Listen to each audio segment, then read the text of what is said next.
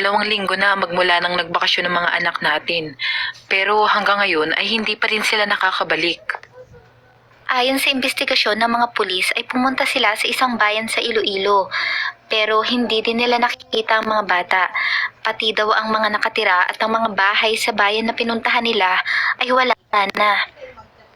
Mas maganda siguro kung tayo na mismo ang mag-imbestiga. Mas maigi nga. Sa kasamaang palad, itong bunsong anak ko lang na si Peter ang makakasama. Gustuhin ko mang sumama ay hindi maaari dahil sa sakit ko sa puso. Walang problema. Mas maganda kung makapag-impake na kami ng gamit para makaalis din kami ngayong gabi. Susunduin namin ang anak mo ng alas 7 ng gabi. Sige.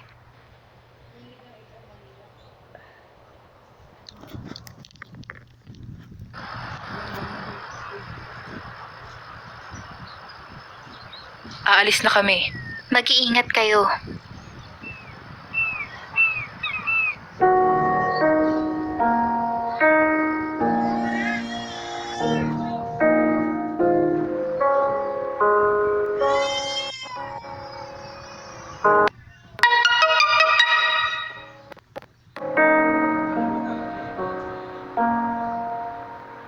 Sorry, naglalag.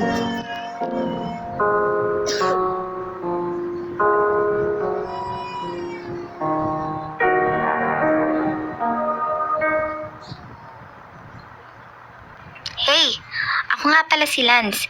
Ikaw si Peter, di ba? Oo, nice to meet you, Lance. Type mo ate ko, no? Ha? Hindi ah. Pero I have to admit na sobrang cute niya.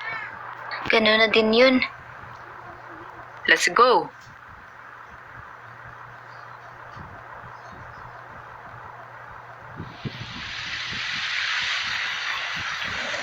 Dito na muna tayo magpapalipas ng gabi. Bukas na ulit tayo bumiyahe. Alice, mag-share kayo ng kwarto ni Peter since wala silang family room.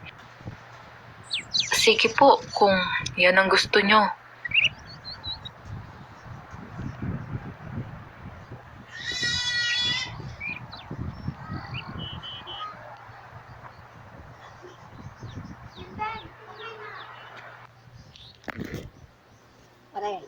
Ang dumi naman dito. Hayaan mo na, isang gabi lang naman eh.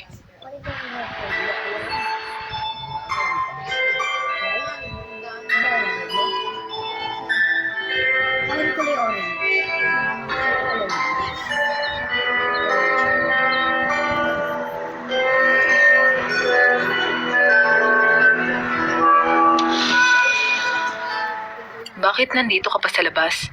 Hindi ako makatulog. Sa tingin mo, buhay pa ba ang mga kapatid natin? Oo naman. Mas gugustuhin kong isipin na makikita natin sila ng buhay. Ako, ayokong umasa. Kahit na gusto kong makita pang buhay si ate. Pero kung hindi man, sisiguraduhin kong magbabayad ang gumawa ng masama sa kanya. Halika.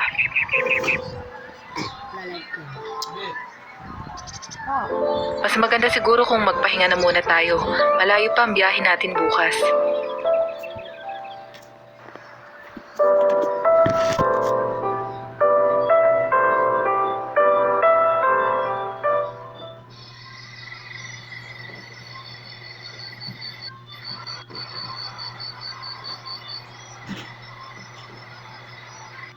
Dito daw ang exact location ng baryo na pinuntahan nila.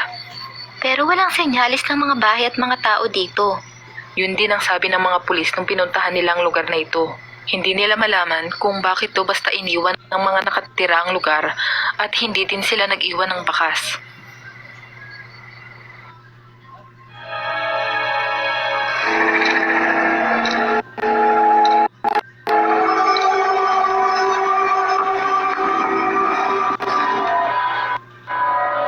Mukhang bago kayo sa lugar na ito ah.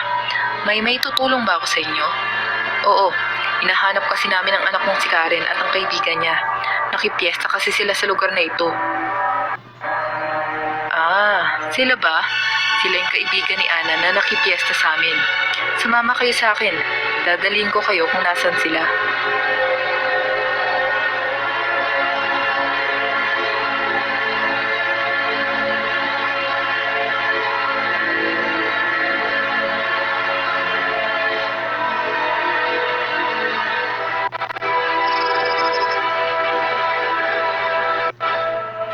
pala ang baryo namin.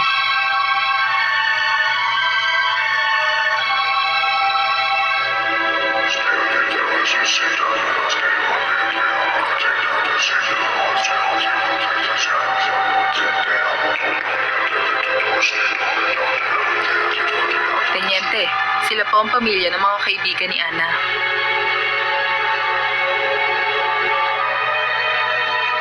Ganun ba? Wala ngayon ang anak ko at ng mga kaibigan niya. Nakipamiesta sila sa ibang lugar at hindi ako sigurado kung kailan ang balik nila. Siguradong napagod